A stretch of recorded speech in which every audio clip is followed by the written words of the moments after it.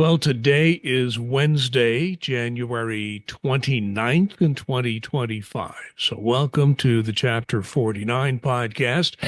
Excuse me. Chapter 49 represents most IRS employees in the state of Indiana.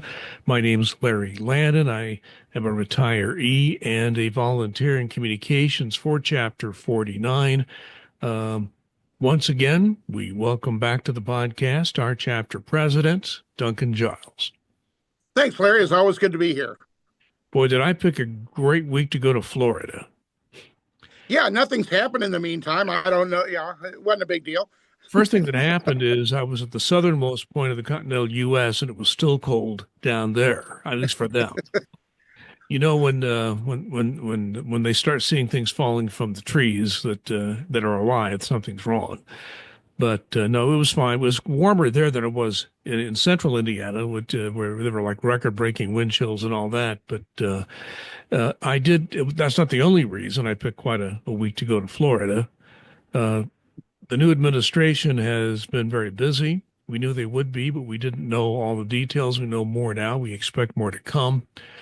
I think I want to, before we get started, just make four really general points before we get into the nitty-gritty of all this.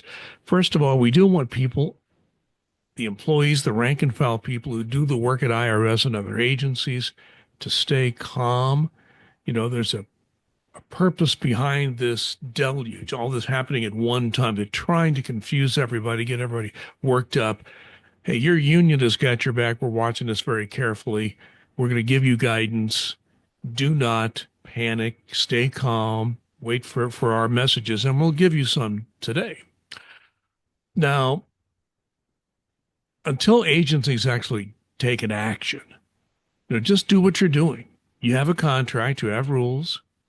Abide by that. Follow specific orders. And if you think there's something wrong with it, let your union know. We'll take it from there, but don't fail to obey a specific order. Don't be insubordinate. Third thing is, this is not a game. It may seem like a game to people because things are happening so quickly. As we're going to talk about, there was an offer made, we think, with a February 6th deadline.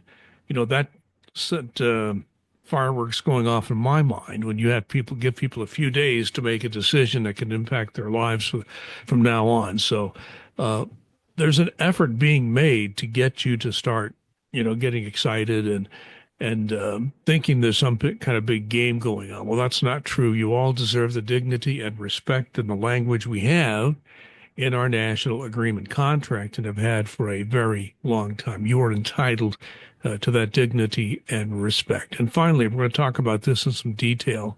Despite what these forks in the road may be saying to you, do not resign because of this message you received. And we'll talk more detail about that.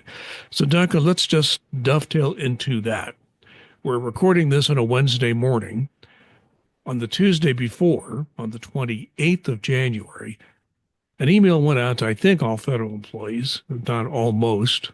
Came out at different times of the day. Many didn't even get that email in their inbox until after they had left the office on the 28th. So we're down the 29th, and all of a sudden people are seeing this, and there's been social media, how should I put it, noise going on about this ever since the first person saw this message, but it had the fork in the road. This is people. The Associated Press came out with a story on their newswire yesterday late in the day, calling it a buyout. I can understand why they would have reached that conclusion based on the memo that was sent out, but NTE has looked at that. We don't think it's a buyout. There's a whole lot more involved in that. Senator Tim Kaine, senator from Virginia, former vice presidential candidate with Hillary Clinton, a good friend of the federal workforce for many years, went to the Senate floor Tuesday evening and said federal employees do not resign. The president has no budgetary or statutory authority to offer 7 months. And what essentially they're saying is 7 months of administrative leave. I'm just giving you a preview. So, Duncan, I'm going to let you get into the nitty-gritty as to why this fork in the road is not really a buyout, though it's being sold as that, and why NTEU is telling people, if you want to resign, don't resign because this memo came out. This is not a reason to resign. So give us more detail. Yeah, thanks, Larry. And on your points earlier, couldn't agree more with that. The main thing is right now, everybody take a deep breath, relax, be calm. Um, at this point right now, I feel a lot like Kevin Bacon in Animal House. Remain calm, all is well, while people are running around trying to run him over and riding and all that. But no, remain calm. Let's hit a few things here. First off, this is coming from an all employee email to all the employees supposedly in the federal government.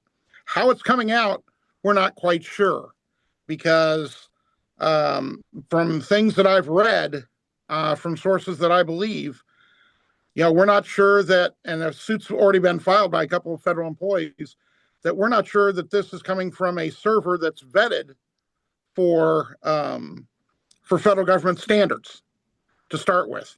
Then you get into the fork in the road. And I'm not forking around about this. This offer is the same thing, basically, that Elon Musk did at Twitter in 2022, including the language, we've come to a fork in the road, and saying, okay, we're going to give you this. And let me tell you, folks, Twitter employees got screwed. Plain, pure, and simple. They got screwed. They did not follow through on the promises that were made to them. There was a suit filed. It got dismissed because of technicalities, jurisdictional, and things of that nature. But it's going to be refiled by employees who didn't follow through on this. So, first off, there's a great concern to me when I see it's the exact same type of thing that went on in Twitter that they didn't follow through on. Secondly, as you alluded to, this is awful darn quick to try and make a life decision in a week. Then you get into what Senator Kaine said. We have a budget that goes through mid-March. How can you promise employees that they'll be paid administrative leave through all this time when you do not have the funding? And if there's a government shutdown, all bets are off. And somebody I've read has supposited that, well, if there's a government shutdown, is it possible that Congress would say, okay, well, we're not going to give these people the full admin leave as part of a budget deal? We don't know that. We have no idea what could possibly happen. And lastly on this, according to statute, in 5 U.S.C., the United States Code, federal law, you cannot give more than 10 days of admin leave in a year. And they're talking about potentially giving 7 to 8 months of administrative leave. So if you are looking to stay with the federal government, do not let this make you resign. It is intended to scare you. As National President Doreen Greenwald sent something out yesterday, this is designed to scare you into retiring. This is what they want. If you are not prepared to leave federal service, do not resign because of this. If you are contemplating retiring even before the end of September of this year, if you're eligible and have been considering retiring, I don't even know that it's a good deal for that because of the fact I don't know if they'll follow through and keep the promises they've made because they have no funding for it. It's illegal. It's not in the presidential purview to be able to do this without the approval of Congress that he has not gotten yet. So there are a ton of problems with this that I would advise everybody to take a close look at. Do not make a rash decision. National NTU will certainly be coming out with more information on this. We've got a crack legal team, and I'm not exaggerating when I say our council folks are among some of the best in the federal labor section of be it government or be it labor unions. They're taking a close look at these matters, and we'll have more information coming out and guidance coming out on this. So do not make a rash decision yet. Don't be knee jerk and say, okay, well, I'm going to take this. I'm scared and I'm going to take it. Take a deep breath, relax, remain calm, We're investigating it. We will get more information out to you. Well, that's pretty good summation of what everybody has been talking about over the really less than 24 hours now, just a few hours before we record this on the morning of January 29th. Um, my first reaction was this is too good to be true. All right. Which, when you see something and you believe in your heart and your mind that it's too good to be true, it almost certainly is. I mean, getting 7 months of pay to go to either retire or just, transition into something else. I mean, there are corporations that have offered something. I've had an uncle that retired from a large corporation. He got like 1 or 2 years salary to separate. So this is not unheard of. But the devil is in the details. I hate to keep saying this, but that's something we people who study tax law, you and I both did that. We learned that early in our careers and also in federal labor relations. So keep in mind that the NTEU, as your exclusive representative in this matter, will be giving you very specific guidance. As Duncan said, we have the best legal staff in the federal sector, one of the best anywhere. So they've been looking at this. They were anticipating some of these things. We've already got some strategies set to go. We never knew exactly how this was going to be rolled out, but we as a union have had some clue that there were going to be some radical proposals laid out there. And Duncan laid it out. There are all sorts of potholes legally in all this. And I find it interesting that there's even a question about the server that OPM is using to send these messages out. Are they even an official government server? I mean, that's like a starting point where things are going wrong there. So when you see this forecast, somebody may not have even seen this email yet. Read it and understand it. NTEU, our crack legal staff, are good, seasoned, knowledgeable people at the national level are saying, do not resign because of this memo. Do not resign because of this fork in the road. Do not enter into an agreement which we believe cannot legally be upheld. We don't Yep. know And that you're going to get the 7 or 8 months of pay. So, and all sorts of other things go along with that, like leave accrual. So they're going to go on if you're on administrative leave. But do you, as an agency, do you as a government have the legal authority to pay people to stay home? Now, we did that yeah, under weather and safety leave, but that was specifically called for in the law. That was a legal decision. Putting people on administrative leave just to have them go is not in the law. Okay, it's just not there. So yeah, anything. and Go ahead, Duncan. Go yeah, ahead. some of what you were commenting on, when you talk about corporations giving severance packages, the boards of these companies approve it, and they're able to give it. Well, there's been no approval to do this administrative leave from Congress, which would need to change the law to do it. And the thing in the press that is killing me, just killing me, is saying that this is a buyout. This is not a buyout. I can't emphasize that enough. This is not a buyout. This is saying, okay, we're going to give you some time to transition from your work into, then we'll give you administrative leave. How soon are they going to transition you from your work to do this? Is it going to be a week, a month, 2 months, 4 months, 6 months? We don't know. Have no clue about this. I'm not sure they have a clue about it when they sent this out. And that's part of what upsets me, is the lack of, not aside from the legal issues, which, as you and I both said, are multitude, is, where are the specifics in this? They've drawn a pretty broad picture of this, but when you start drilling down and asking for more specifics, it's not there. Are they going to be coming out with a more detailed FAQ? So people, and the only ones I would even have even take a look at this, are people who are looking to, retire by the end of September, and they've already made that decision. They've already decided they were going to do this, irregardless of the fork in the road email. So if you were deciding this possibly might be a good idea, but we're again not sure, and there could be changes that could yank the rug right out from under you. And we don't want that to happen to anybody either. So that's why we're saying take a deep breath, be calm, wait. And if you're not in a position to resign and get your pension already, then do not let this force you out. Do not let this scare you into forcing you out. NTU is preparing and has been preparing and is ready for these contingencies and to go to court. To give a great example, they came out and said, we're going to be doing the Schedule F.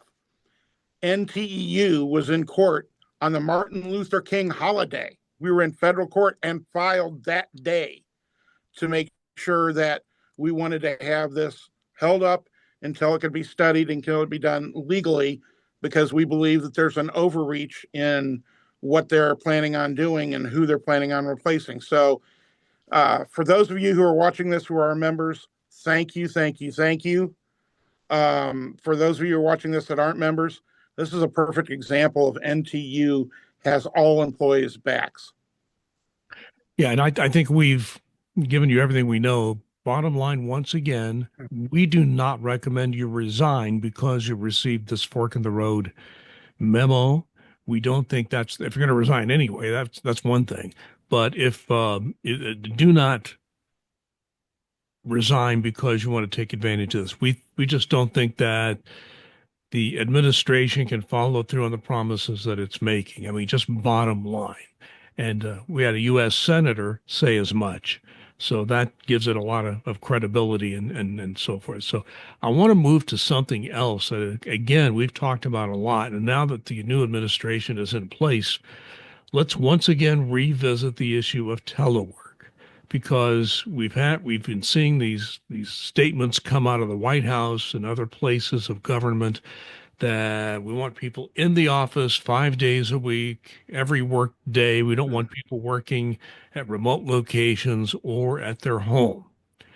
So, with the new administration in place, does that change anything about telework? I think the answer is no, but tell us more.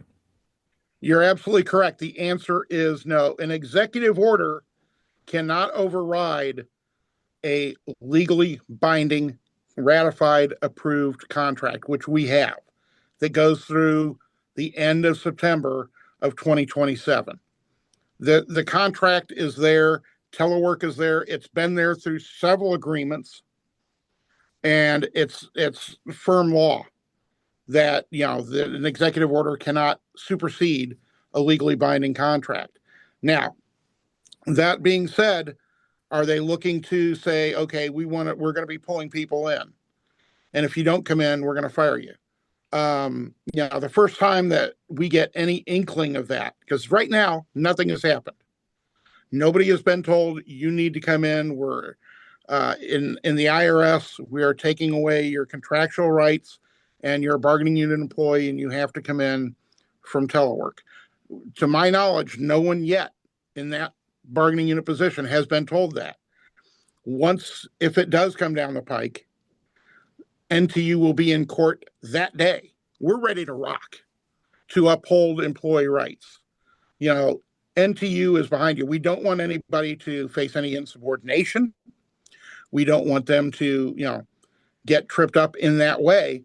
But legally, there is not a way to do this unless Congress passes a law basically eliminating telework.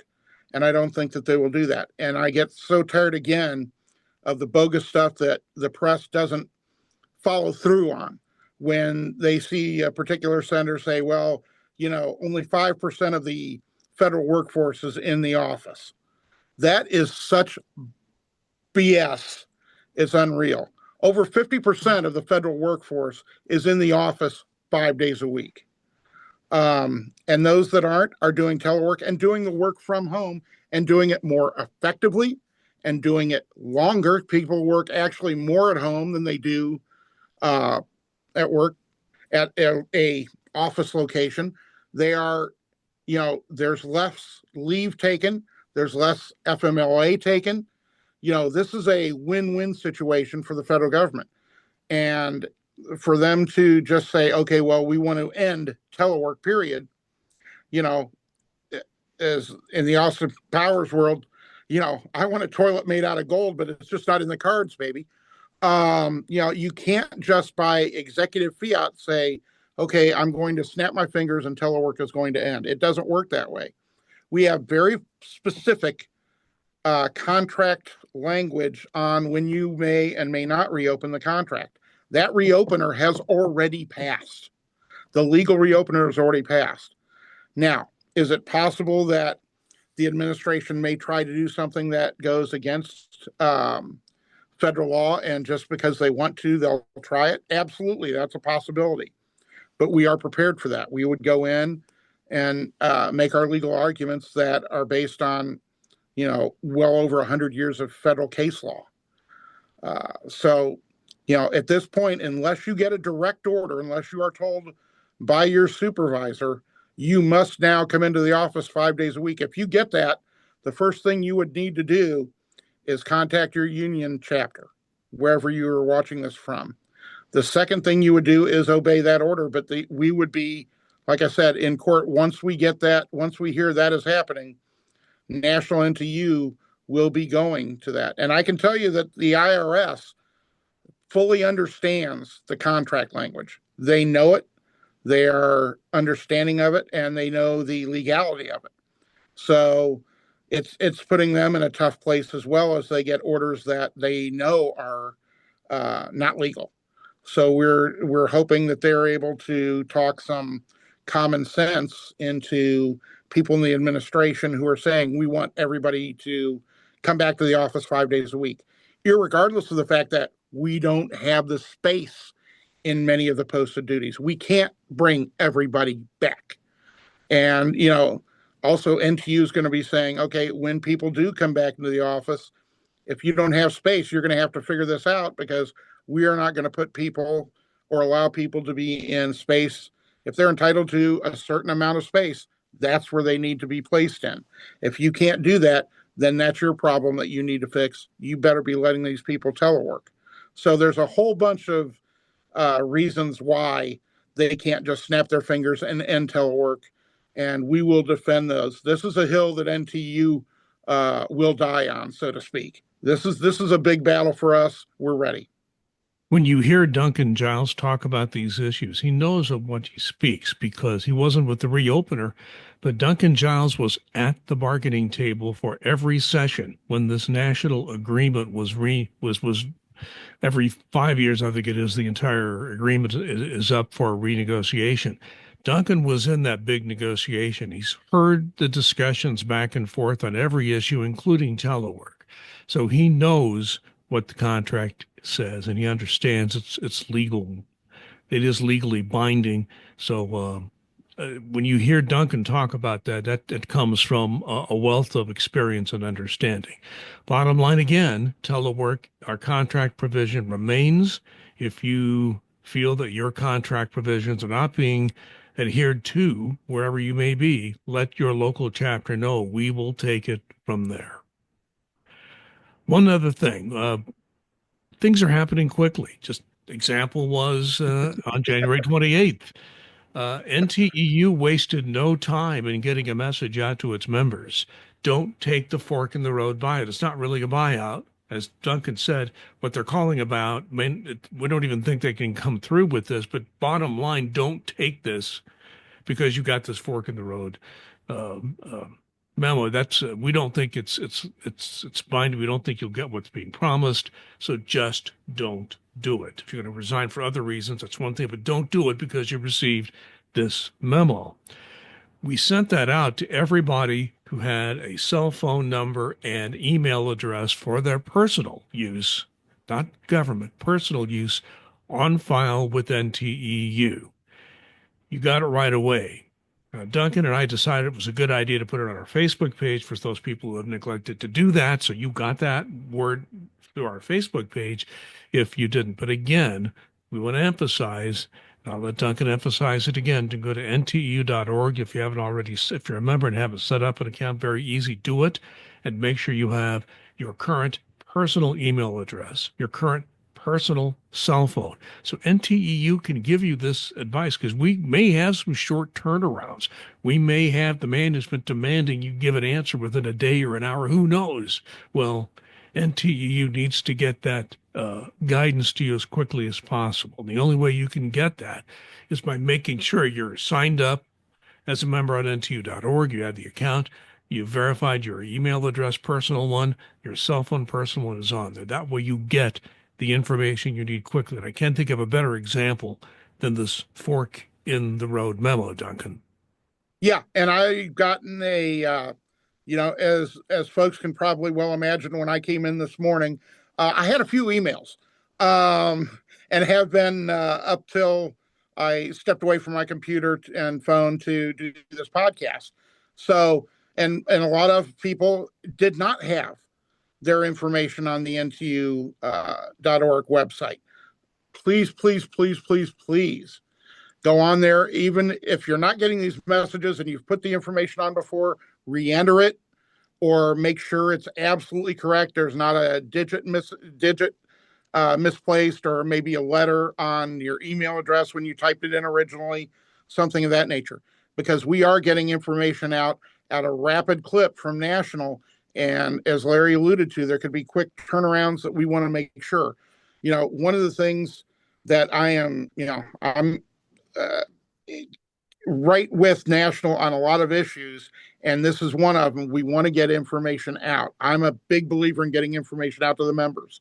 I can tell you that our national president, Dorian Greenwald, and our national VP, Terry Scott, are very big on getting information out to members. So have that information, because there's going to be a lot of times, and we're anticipating in the future, that we won't be able to get information out on the government email systems. So please make sure that you take care of that so you're up to date as much as possible. Well, Duncan, one issue that came up, that Senator Kane brought up and you brought up is in this fork in the road memo, is that we are under a continuing resolution. Our continuing resolution funding the government at last year's budget levels expires in March. We're soon to be in February. As I understand it, and I've been trying to follow this, and you're welcome to bring your views to this, I don't think the Congress is any closer to a budget deal now than it was when the continuing resolution was passed a few months ago. There still is not a budget deal in place. And again, even though we have one party in control of both houses, it's a very small number. And even within that majority, there are all sorts of different views. So there's no consensus, and you have to have a majority vote in both houses to get a budget passed. So with no movement on the budget, what are you telling people? I mean, I think it's unprecedented to have one party in charge of the House, the Senate, and the presidency, and still have a government shutdown. But Duncan, in this environment, we cannot guarantee that, can we? We cannot. Beware the Ides of March. March 15th is where this continuing resolution ends. And I'm advising folks, if you don't have an emergency fund, start making one. If you do have one, make sure that it's properly funded. You'll get paid eventually, but we don't know if there is a shutdown, how long it will last, because you've got to have a budget that can, as you alluded to, pass both the House and the Senate. Well, in the House, you're going to have to couple this with a debt reduction, a raise in the debt ceiling. And there are certain people that are never going to raise, never, ever, ever, in the ruling party, that are never going to vote for that. So you're going to need a bipartisan budget to be able to pass both the House and the Senate that's agreeable to the administration. That's going to be a pretty tall order to be able to do that. And so I'm very, very, very concerned that there will be a shutdown down the road. And I'm saying this now because I want folks to be prepared, because I know that we have an awful lot of employees that live paycheck to paycheck. And I'm just concerned that if this happens, this is going to throw a lot of people in a bad way. So please do what you can to either have an emergency fund or start building one, getting it started and build it up, because you need to have that cushion in case there is a shutdown. And Larry, I'm reading the same tea leaves as you. You're not hearing anything. They're not, they're more concerned about some issues, major and minor. Some of them are, Senate's working on, doing the cabinet picks, voting on those, hearing those confirmation hearings.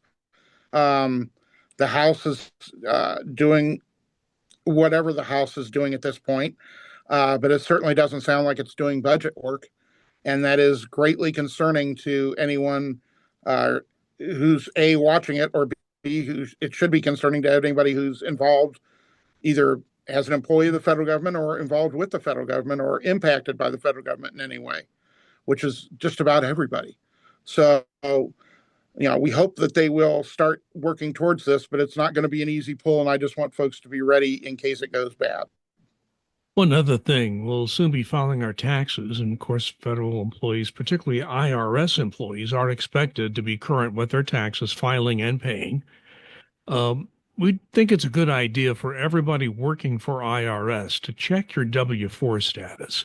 Do you have enough money withheld from your pay to pay your federal taxes and your state taxes? Even state taxes are watched by our internal security. So, Duncan, good idea for people to check on that. Make sure you're having enough tax withheld state and federal to pay your taxes when it's time to file.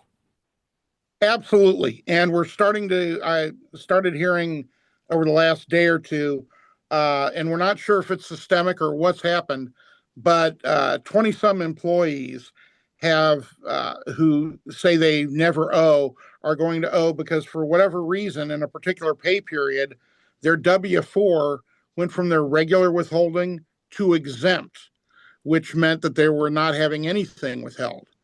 So I always advise people, take a look at your leave and earnings statement every pay period.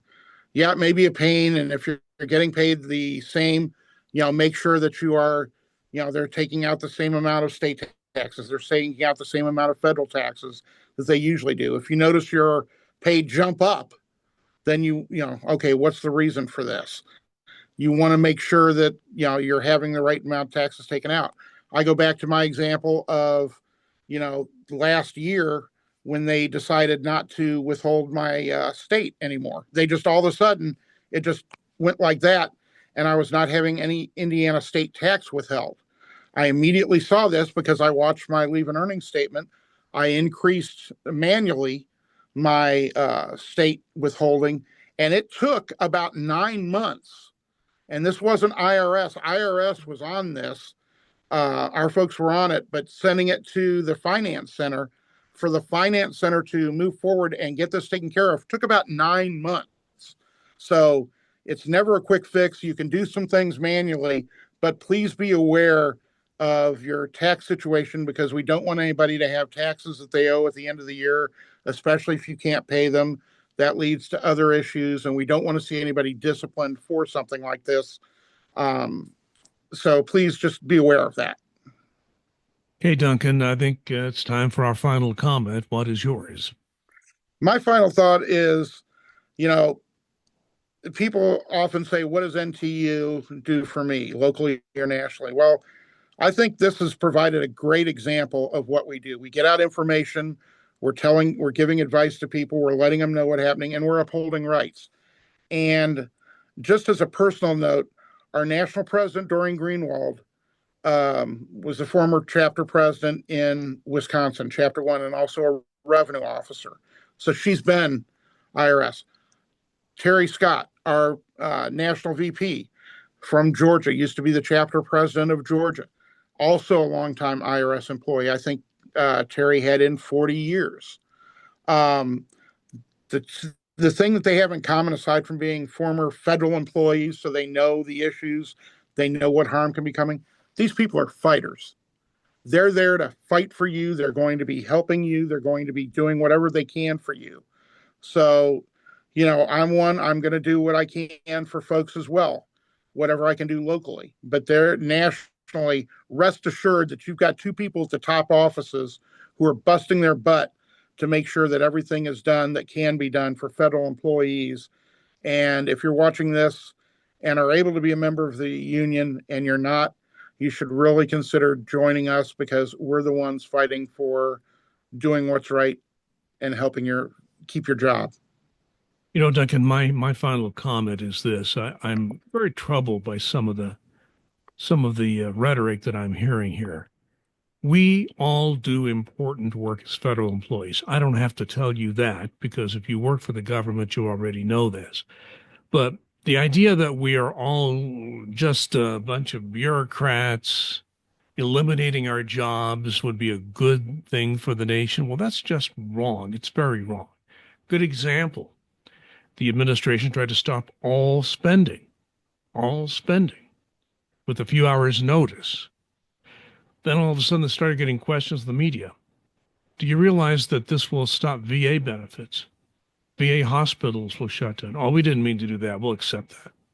Did you realize Medicaid won't be paid out? Oh, we didn't realize that. All of a sudden, a long list of exceptions started to come on. What people began to learn is, you know, what the federal government does is important. We're coming on a tax season. People are going to file their taxes. They're going to need help. They're going to have to walk in for help in the offices. They're going to have to call on the phone. They're going to need help, and they're going to need it from people who work for the federal government just to process the returns as well as answer their questions and follow up on issues. So to me, the worst part of this whole effort well, let's just downsize government, because if we downsize everything, that'll be good for the nation and good for everybody.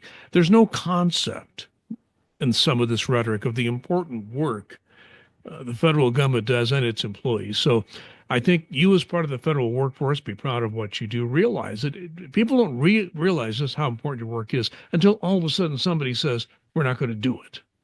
There's a government shutdown, and we're going to stop making payments. All of a sudden, there's a reckoning. Oh, yeah, we don't accept this. You're going to accept everything in the end, because that's the kind of work we all do. That's my comment. Duncan, thank you for your comments.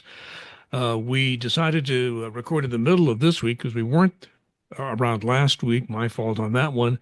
We wanted to get right in to the fray here earlier in the week to get caught up on this. So we will expect to have a podcast next week. If and we hope we don't have to have one before that. We have had emergency podcasts on very rare occasions. Let's hope we don't have one of those. Once again, we thank you so much for watching and listening to the Chapter 49 podcast. Duncan Giles is our chapter president. I'm Larry Lannan, a retiree and a communications volunteer.